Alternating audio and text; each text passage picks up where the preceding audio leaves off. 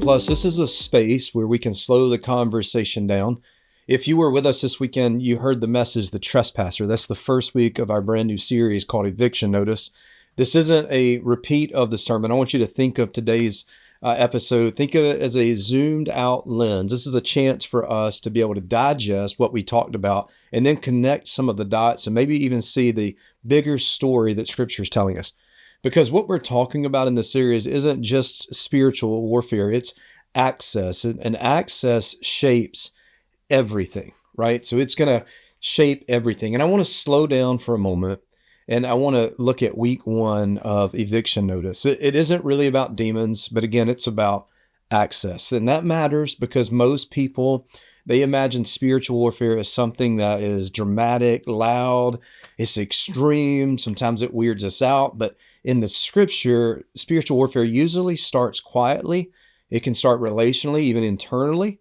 The enemy doesn't kick the door down. What he does is he waits for the door to be left unlocked. And that's exactly what we see when we open the Scriptures into Genesis chapter 3.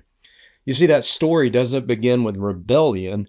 It actually begins with a conversation when Satan says, did God really say? And that question is everything because the serpent isn't denying God's existence. He's questioning God's very character.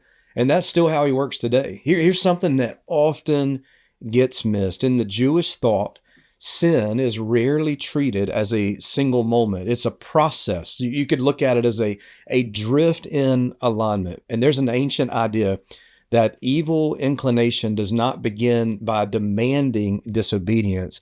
It begins by asking for permission.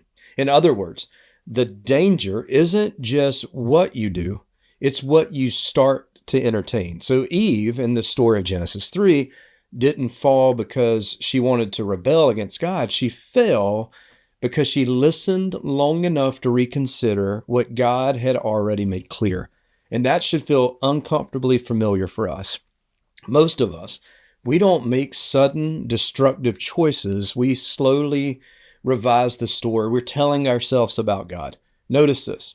In Genesis 3, the serpent never attacks Adam and Eve directly. He never says that you're weak or that you're foolish. He attacks God. He implies that God is withholding something. He maybe can't be trusted. That's God's boundaries are suspicious, that the obedience is actually limiting them, not loving them. And once God's goodness is in question, his obedience, the obedience becomes optional for them. And that's why Jesus later calls Satan a thief.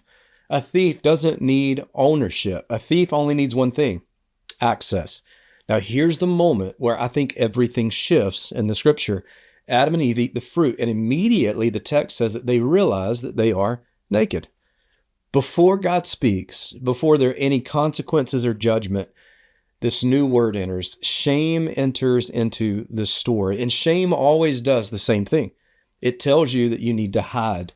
Not because God's unsafe, but because you now feel exposed. Conviction draws you towards God, but shame will drive you away from him. And the enemy's goal isn't just disobedience.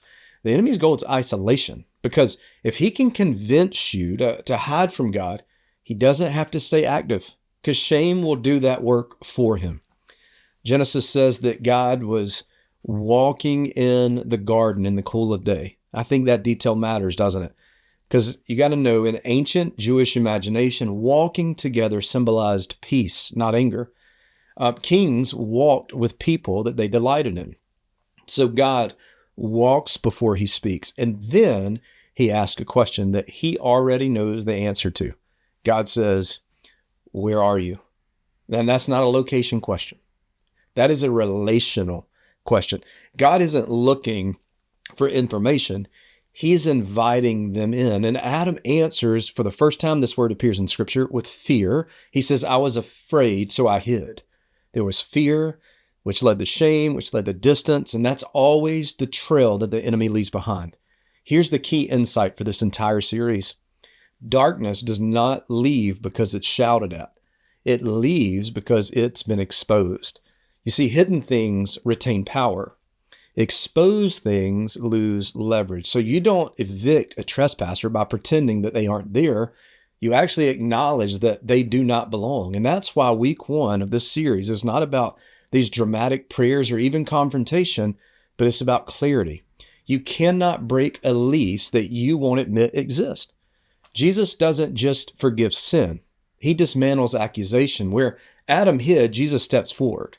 Where deception was fractured trust, Jesus revealed the Father. And where shame was isolated, Jesus restored belonging. Paul later says that through the cross, Jesus disarmed the powers. Disarm means to be stripped of the ability to accuse, which means the enemy's authority is always conditional. Or you could say it this way, it's borrowed or it's even fragile. So as we move into this week, don't rush to fix anything. Just pay attention. Pay attention to the stories that you're believing. Pay attention to the places that you've been hiding. The doors that may have been left unlocked. Pay attention to those. Exposure is not failure. It's just the beginning of liberty in our lives. Next week, we're going to talk about how to break the lease. But understand this, freedom always starts here.